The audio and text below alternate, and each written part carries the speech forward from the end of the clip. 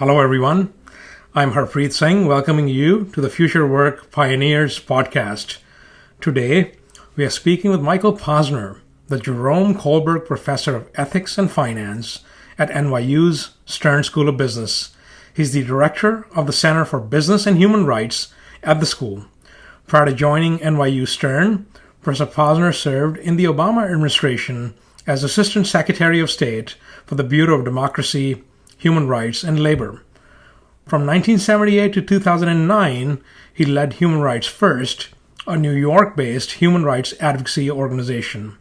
Professor Posner is recognized as a leader and expert in advancing a rights-based approach to national security, challenging the practice of torture, combating discrimination, and advancing refugee protection. In 1998, he led a delegation to the Rome Conference at which the statute of the International Criminal Court was adopted. Throughout his career, he's been a prominent voice in support of human rights protections in global business operations as well. Professor Posner, welcome to the show. My pleasure. Nice to be here. So let's start with your background and any defining moments that led you to pursue a career as a human rights advocate. Well, I guess a couple of things. I grew up in the American Midwest in Chicago, in far away from things going on in most of the world. But I came from what I considered a sort of privileged position. My father was a lawyer. He was involved in public service. And I always wanted to do something in the public sphere. I wanted to use the law degree. I went to law school, California, and I wanted to use law as a tool of social change. But I thought I would do it in the United States. And then in my second year rather, of law school, I got a fellowship, an internship with an organization in Geneva looking at Uganda's human rights situation. I didn't know anything about Uganda. I couldn't have found it on a map. But I all of a sudden realized that there was this massive loss of life going on, expulsion of the South Asian community. Idi Amin was the dictator in charge, and one night he had a dream, and the dream was to expel all the Asian population. And it sort of opened my eyes to the fact that there were things going on in the world that I wasn't paying attention to. So that really inspired me to say, I've got this privileged position in a country where, I'm protected. Lots of people aren't. And so I sort of made a commitment at that moment that I really wanted to take a look at human rights and find ways to be helpful in advancing that agenda. The center at NYU Stern is quite unique. Tell us more about it. How did you think about its foundation and what inspired you? Well, I guess I would step back and say that, the work of the human rights world historically has been very focused on government abuses. Idi Amin is a classic example, a dictator attacking his own people. And increasingly in the last, I would say 20 or 25 years, it's become more and more obvious to me and lots of other people that governments are often weak. They're certainly often also autocratic and not helpful. They're part of the problem, to be sure, but they often don't have the ability or capacity or resources to deal with the problems that our current world faces. This is what I call a governance gap. And what you have is very big in now a world that's increasingly globalized economically. You have very big companies operating in very weak states, unwilling or unable to protect their own people. And so it doesn't make sense to ignore both the problems that some big companies are causing, but also their potential to be part of the solution. And so when I worked in the State Department, it was clear to me that the US government, at least, this was in the Obama administration, didn't really have the tools to figure out how to regulate US-based companies. I think that's true of most governments. You promote exports, maybe you do some public-private partnerships, but the accountability, the kind of oversight of corporate behavior outside of your borders is sort of ignored. So I sort of grabbed onto that and created a unit in the State Department looking at business and human rights. And I would ask people, I would say to people, we live in a world where the assumption is a bunch of governments sit around a table. They have their flags and their placards. And we're facing a world, one, where there are a number of groups like ISIS or Al-Qaeda. They may have flags, but they're certainly not sitting around our table. They want to destroy the world of states. You also have a range of problems, pandemic that we're facing today, or natural disasters, where the governments don't have the capacity, and there are NGOs doing all this, civil society groups, Médecins Sans Frontières, the Red Cross out there doing things that are so important. And then when you look at the global economy, I always compare gross domestic product and revenue, and if you use that as a measure, half of the biggest economies in the world are not states, they're private companies. So Walmart's annual revenue now of over $500 billion is more or less equivalent to the GDP of Belgium or Argentina. It's the 25th largest economy in the world. So I kept saying to people, why do we have an ambassador to Benin and we don't have an ambassador to Walmart? These are actors on the global stage, and we got to figure this out. So when I came out of government, I said, I really want to work on this. I came to NYU and I thought, the place to do this, I want to be in the home court of business. So I thought I want to go to a business school and try to see if we can imbue this into business education and also be a place where businesses come and engage on these subjects. That's fascinating. So the Declaration, or rather the Universal Declaration of Human Rights, was framed largely by governments, and it's a precious document has given us a baseline against which to measure a state's moral conduct. How do you see the rapid growth of various forms of populism and nationalism across the world impacting how we think about the Universal Declaration? Well, the period after World War II was so dominated by a desire to prevent a recurrence of both conflict. We'd had 2 world wars in the 20th century, tens of millions of people killed, and to address issues of development and to issues of human rights. So the UN was created in 1945, and those were the 3 core objectives of the charter of the founders of the UN: to promote peace, to prevent conflict, to promote development, all the multilateral development agencies, UNDP and others created, and to prevent another Holocaust. And so there was a kind of coming together, at least among a number of states that were leaders at that time, to say this is the agenda going forward, and it held for quite a long time. We've made progress, I would say, in all of those areas. We could talk about that. Clearly, there's always going to be fighting. There's always going to be lack of development in places, and there's always going to be human rights violations. But those issues are on the agenda, and there's a strong effort to address them. I think what we've seen happen in the last 10 or 15 years is that too many people feel that they're outside of this grand bargain, that there's a sense that somehow the world is passing them by. And a lot of it is economic inequality. We see this growing disparate economic world, where you have some very, very rich people, and then literally billions of people that are falling farther and farther behind. We see it in this country, but we see it even more dramatically if we look on the global stage. And so I think the populism is a sense of anger and fear by people who feel that the world is passing them by. They used to have some sense of hope, and that they had skin in the game. I think increasingly we see people feel that it's not working for me. Let's tear down the existing order, which is a very dangerous thing. So you think that populism and nationalism are stemming from the economic factors rather than ideological ones? Because when I look at countries like India, the rise of Modi, you've got hardening of the religious boundaries and much more prominent now than they were, say, 20, 30 years ago. How do you explain that in this context of the economics? Well, I think the two are actually linked. I think one of the things you find is that people who are feeling frustrated for whatever reasons, they've lost their job, there's a sense of insecurity, are looking for people to blame. And it's always easier to blame the other.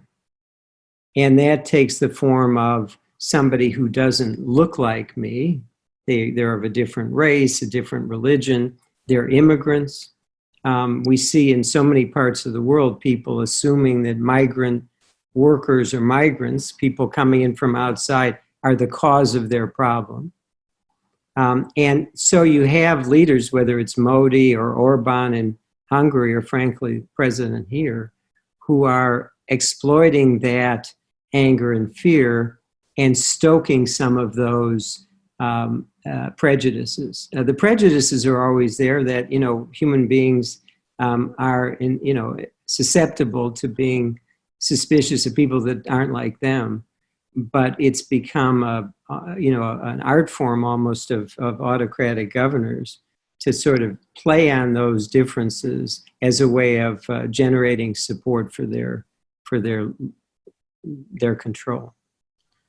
So how do we take the idea of a universal declaration and translate that to the business world? How do we create a framework for the business world?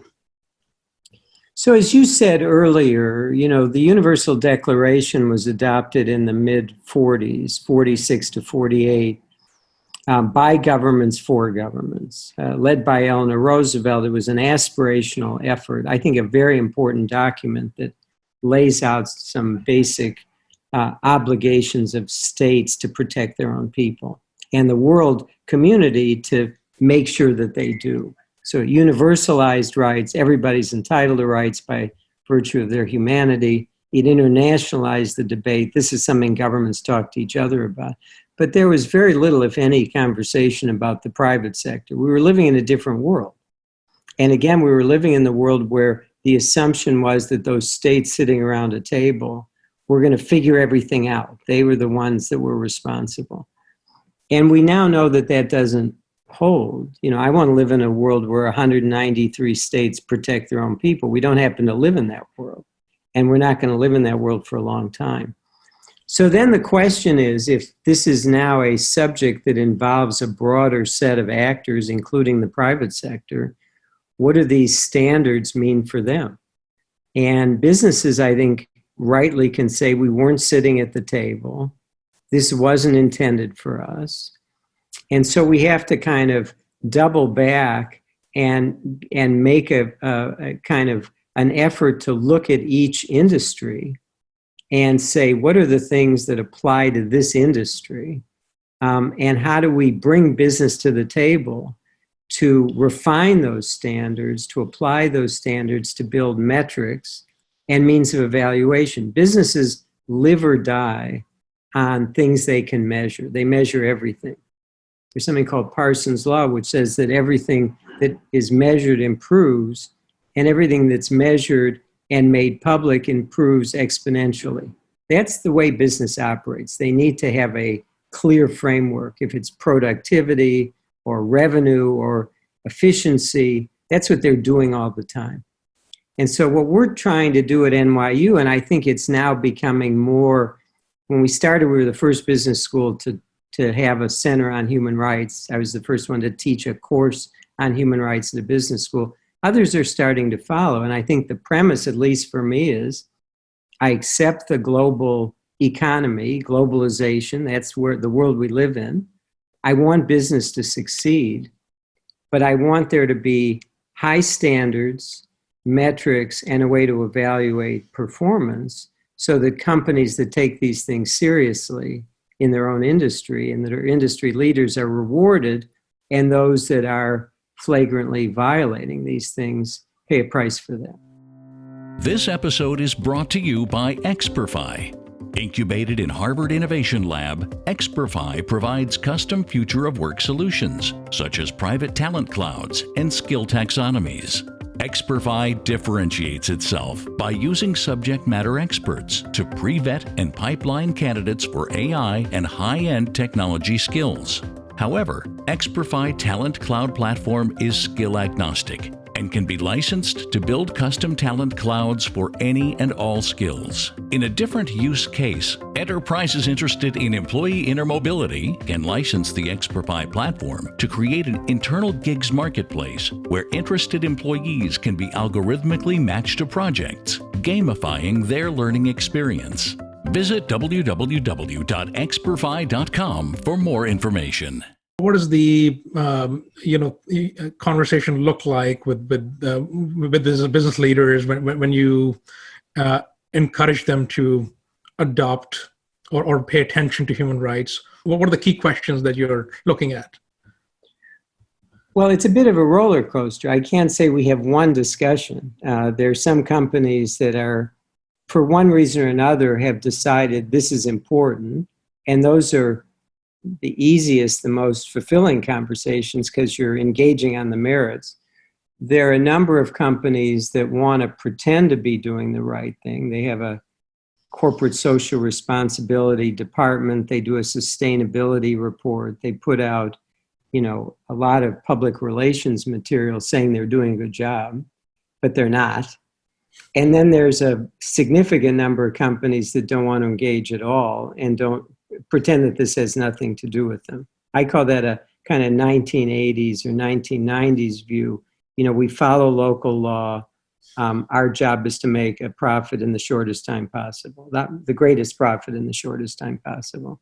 So we got three categories. And a lot of our work is to try to strengthen the leaders, the first group, the companies that have said we're ready to come to the table, to try to get them to work with each other. They're natural competitors in the marketplace. These ought not to be issues where they compete, but where they reinforce each other. You need a collective action. No one company, even the biggest, can make the difference all by themselves. And then the second group, we're constantly trying to kind of nudge them to say, it's not enough that you have a sustainability report or that you have a statement that says human rights. We're much more interested in output, in performance. What are you doing? And how transparent are you about the way you're operating? And the third group, frankly, the naysayers, occasionally we call them out. Lots of other people are doing that. I could give you lots of examples of that. But, life is too short. I think you have to work with people that are somewhere in the game. A lot of the companies that come to the table have come to the table because there's a reputational crisis. And so they sort of scramble to figure out what to do. And the first effort is to kind of try to paper it over with a press release or a public relations campaign. And when that doesn't work, then there's some internal process that says maybe we got to figure out what we're doing. So we have lots of examples of that. And those companies come ready to have the conversation. Occasionally, you'll have a leader, a corporate leader, who just says, I believe in this. I'm going to do the right thing because it's the right thing. And that's even better. Our experience is you need leadership in the top. You also need people within the company that are ready to begin to change the culture. Do you have an example of a company that did something that really impressed you? Oh, yeah, there are lots of examples, actually. I'll give you a couple of examples in one in the tech sector. We've done a lot of work with Microsoft. And on the subject of AI, there are a lot of different places where they're doing things, but they've been very forthcoming in recognizing that facial recognition technology is flawed when the technology is developed as it is by mostly young white guys. It's quite good at identifying faces of white men. It's much less efficient or effective or reliable identifying people of color or women. And so they've been quite outspoken and out front in saying we've got to develop the technology to be better. Part of it is thinking about who's in the workforce, who are the engineers doing this, because there's obviously some unintended bias which is now quite clear. But they've also been quite good in saying we're not going to work with local police or others until we think the technology is strong enough. We don't want so many false results to result in improper arrests or convictions, etc.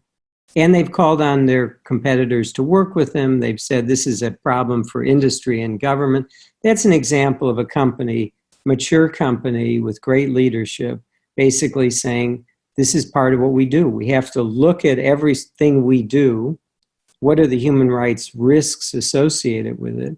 And then what's the right way forward? I'll give you one other example, totally different. It involves Intel.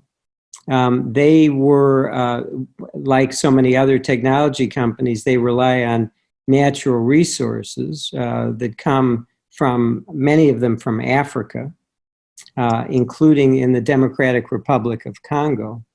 And where there's been wars going on for the last 30 years. And the head of Intel, the CEO, got a letter from an advocacy group saying, we've rated 60 companies and you rate 30th in terms of these conflict minerals. You need to do more. And he was ready to throw the letter in the wastebasket. And he thought to himself, wait a minute, I want to find out more about this. He went to all the people around him, the lawyer, the public relations people. They all said, throw it in the wastebasket. Why should we get involved in this? We don't know anything about the Congo. And he went home that night, and I interviewed him, and he told the story. He said, I went home. I thought to myself, I'm an engineer. I've been doing this 30 years. This is an engineering problem. I want to be number one. And he called the group up, the Enough Project. And 2 years later, Intel was rated at the top of the 60 companies. They put the time and energy in. Nobody forced him to do it. He could have thrown it in the wastebasket and life would have gone on. He decided to make an investment to do the right thing as an ethical matter, as a leadership matter. He said, I'm running a big company. We're doing fine economically. This is part of our supply chain. I want to pay attention to it. I give you lots of examples, but those are two in different spheres that are representative of what executive leadership looks like. That's very helpful. So you touched upon AI and automation. So we are in the fourth industrial revolution. So how do you think about the industrialization from previous eras and how today's era compares to that? Yeah, this is, I think, maybe all of these industrial revolutions pose both great opportunities and challenges. I think this one poses probably the greatest opportunities and the greatest challenges. And so we can see that our lives have been changed, the way we work, the way we learn, the way we debate issues, the way we communicate with our families. All of that is enhanced by new technologies. It's made business more efficient. It's created opportunities to advance medicine and science. So all the positives scream out at us. You can't imagine the coronavirus without the internet. Our ability to communicate with our families or to figure out what the heck's going on or when to wear a mask, all of those things. We are now addicted to technology to help us find our way. And in lots of ways, it's made our lives better and richer. On the other side, it's obviously causing great disruption.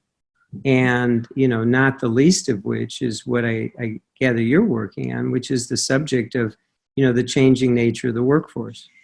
And so companies, again, understandably, are looking for efficiencies. It's more efficient for a machine to produce something than it is for 20 people to do the same thing. It's faster, it's cheaper, maybe get a better product. There's lots of mechanical jobs or administrative jobs that can be, again, replaced, accounting and secretarial work. There are a range of things that just get easier. And so there's a logic in the business space to say, let's figure out how we find a machine to do the things that are redundant, repetitive. And what it's doing with, again, understandable what's motivating it, but what it's doing is hollowing out, it's changing our economy quite dramatically. The numbers are overwhelming. And what you see is a lot of kind of lower middle jobs, some of those administrative jobs, some of the farm jobs are now being eliminated. And people are being either driven, those people are being driven to lower wage jobs. And on the other side, other people are being elevated to the higher jobs, higher paying, higher status jobs. So we see more of the job elimination is with women. It's more rural than urban. It affects disproportionately people without a college education. 65% of the people in the United States don't have a degree from a four-year college.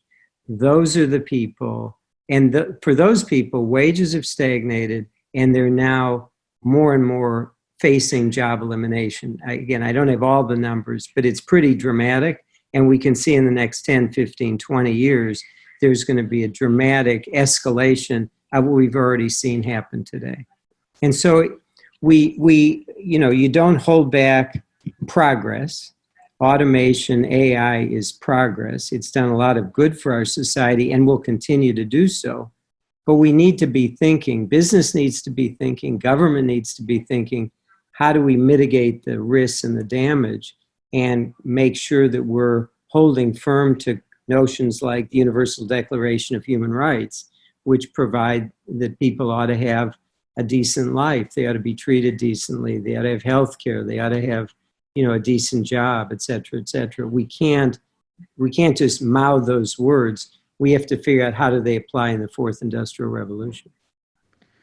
So the world of work is changing. You've got remote work and the gig economy as growing trends. So how do you think about labor rights and human rights in the context of this new economy? What are the challenges from your perspective?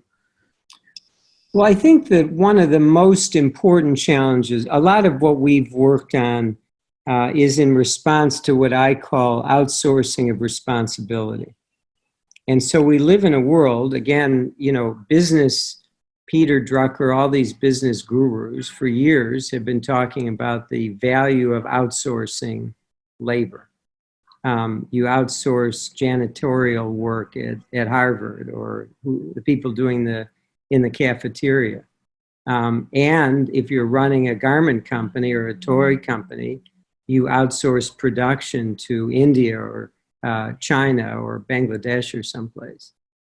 It's cheap. You're getting cheaper labor. You don't have to worry about all the oversight. There's no OSHA. And so again, there's a business logic to outsourcing, but if it comes with outsourcing of responsibility and saying, that's not our problem, we don't own it, that's where the problem lies. And I'm talking about it in the examples I give are in the manufacturing context. The same thing would be true for those companies dealing with natural resources, the mining companies, farming, fishing. It's even true in the tech sector. We've done a lot of work looking at what we call harmful content on the internet. Disinformation, hate speech, and the like. And it turns out that Facebook and Google and Twitter outsource responsibility for what they call content moderation. We're about to put out a report on that. The fact is that that's their business. That's their core business. Their sites would be a total mess if somebody wasn't moderating content. But they hire firms who have people in Ireland or Estonia or Mumbai who are going through hundreds of thousands of things on the internet and making judgments about what stays up and what gets down. You can't outsource that kind of responsibility. If that's what you're doing, you have to take responsibility for the activity, and you have to own it. And that to me is the biggest challenge we face. And I see it all the time across every industry. So you touched upon the content and social media, and we've seen that debate arise this past week with Twitter marking President Trump's tweets,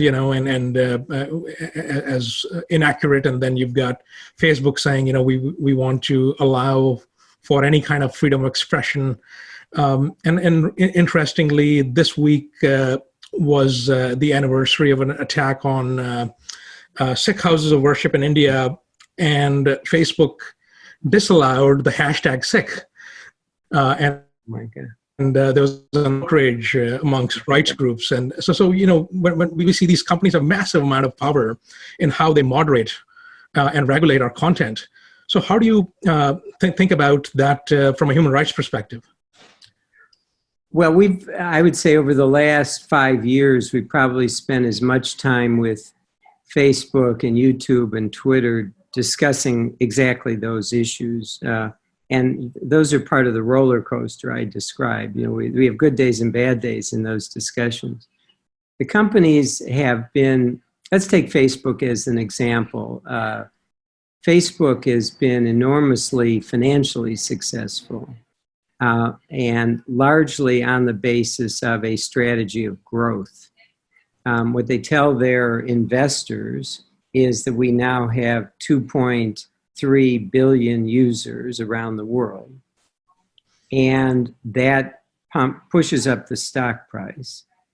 But the service is not growing particularly quickly in the United States or France. It's growing, and its affiliates, WhatsApp or Instagram, in Brazil and India and South Africa and Nigeria. That's where the growth is. And yet the company is making money as an advertising platform. And the advertising is largely in the United States and Western Europe. And so there's a disconnect between their assertion that we're growing, and again, their responsibility for taking seriously what's going on in the places where they are growing. And so they're not, in 2014, I'd worked a lot on Burma, on Myanmar, when I was in the State Department. And a number of my friends in the country started telling me that the army of Myanmar was weaponizing Facebook against the Rohingya Muslims in that country. There was a campaign to marginalize them and attack them in various ways. And I went to friends at Facebook, people I knew at Facebook who I'd worked with, and I said, what are you doing about this? And they said, we don't know about it. I said, how can you not know about it?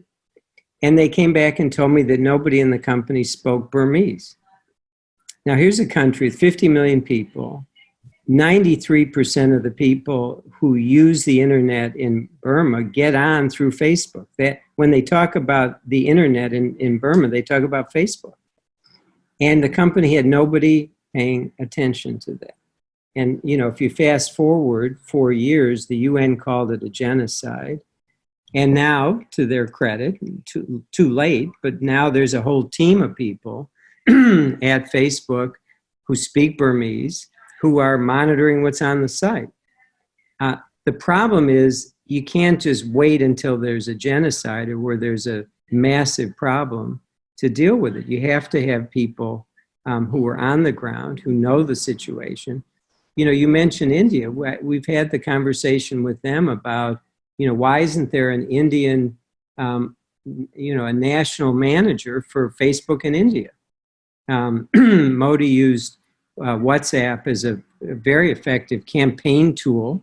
He's used it, as you've suggested it, in a range of ways against various communities where he's, not happy. They've done all kinds of crazy things in Kashmir.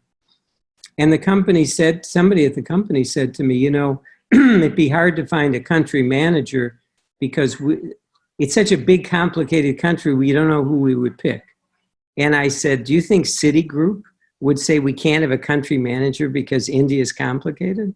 I mean, that's the world we live in. And that's sort of our point. You've got to take responsibility. If you're going to operate in India or Brazil or any of these countries, You've got to basically say, we're going to be part of the society, the fabric of the society, and respond responsibly if things are going on that undermine our community standards. Now, the companies have made progress. I don't want to go too far on this, but the companies have made progress in saying there are certain kinds of things they're not going to allow.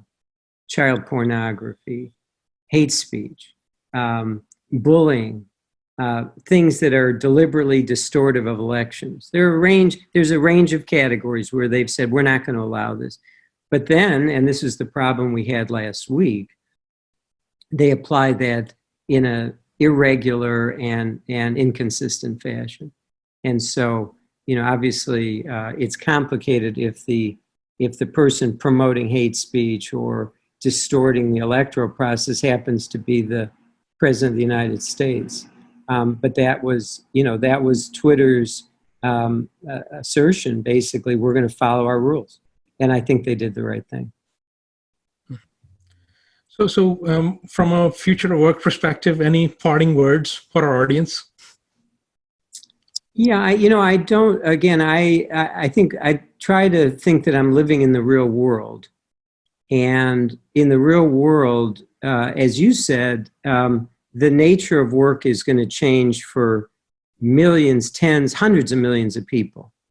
That's just the we're going to live in a world where there's more automation, where there's more reliance on technology, where some people are going to be more